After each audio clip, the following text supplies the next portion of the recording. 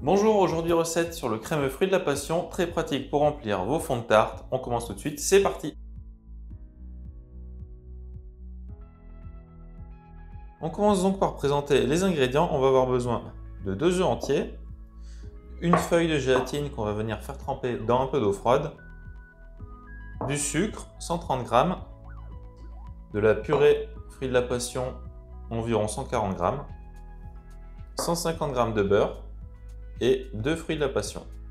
Pour les fruits de la passion, on va venir les ouvrir en deux afin de venir récupérer les graines de fruits de la passion, comme ceci. Et on vient faire tremper notre feuille de gélatine. Pour la suite de la recette, on va avoir besoin de notre casserole.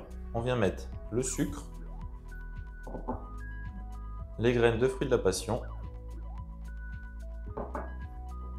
et notre jus fruit de la passion.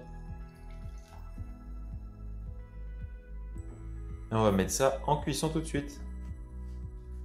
On vient mettre ça sur notre induction à feu moyen. On laisse chauffer tranquillement. Voilà, ça commence à chauffer tranquillement.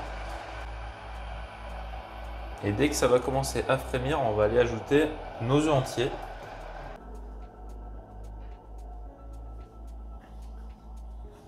Voilà, donc ça bout. On retire la casserole du feu. On ajoute ensuite nos 2 œufs entiers et on mélange.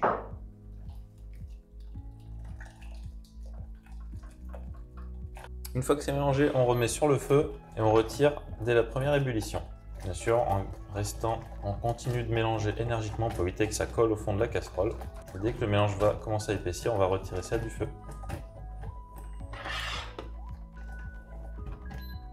Voilà, on voit que ça commence à épaissir, le mélange a commencé à bouillir, on retire tout de suite. Notre crémeux est cuit, on vient le débarrasser tout de suite dans un bol. Ensuite, on va venir le mixer avec notre girafe.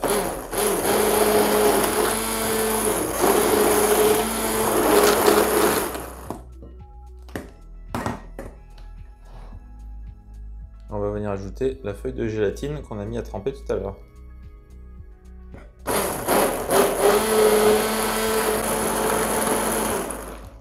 Notre mélange est bien mixé, on va venir le filmer et le mettre au frais pendant à peu près une demi-heure, le temps que ça refroidisse. On va pouvoir ajouter notre beurre après. On filme bien la préparation au contact pour éviter qu'il y ait une croûte qui se forme sur le dessus.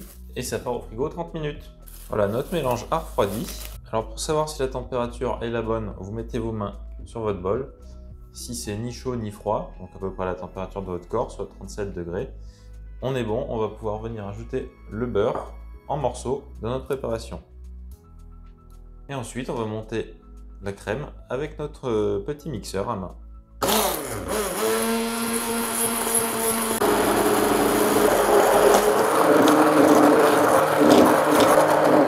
Donc on peut voir que notre mélange blanchit légèrement, donc ça c'est dû au beurre qui s'incorpore.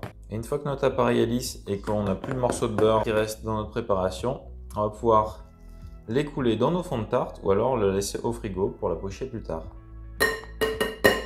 Alors notre appareil est prêt, on va maintenant prendre nos fonds de tarte qu'on a cuits sur la dernière vidéo. Alors si vous voulez réaliser ces fonds de tarte comme ça à bord droit, je vous mets le lien dans la vidéo juste ici ou alors dans la description aussi, ce sera noté. Et voilà, donc là vous saurez vraiment comment faire des fonds de tarte avec des bords aussi droits. Alors maintenant on va venir garnir nos fonds de tarte comme ceci jusqu'en haut.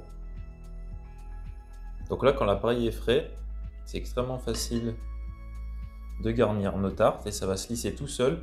Si vous laissez votre appareil un petit peu au frigo quelques temps avant, en poche, ce sera un petit peu plus épais. Il faudra prendre une spatule après pour lisser vos bords.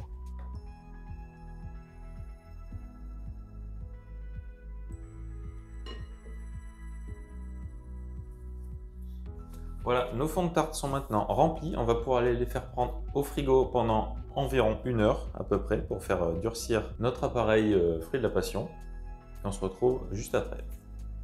Et voilà, nos fonds de tarte ont pris.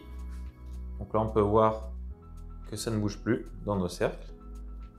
Donc maintenant, on peut ou les consommer comme ça directement, ou alors on peut venir pocher une meringue, un peu comme une tarte citron meringuée. Et ça va ajouter une petite touche de sucre en plus, donc à voir si vous préférez, vous pouvez ajouter de la meringue.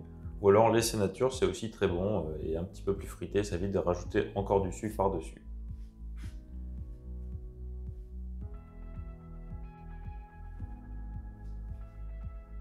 Voilà, cette vidéo est à présent terminée, j'espère que ça vous a plu. Si jamais ça vous a plu, n'hésitez pas à laisser un petit commentaire si vous avez essayé la recette, ainsi qu'un petit like, ça fait toujours plaisir. Moi je vous dis à très vite pour une nouvelle recette, à plus!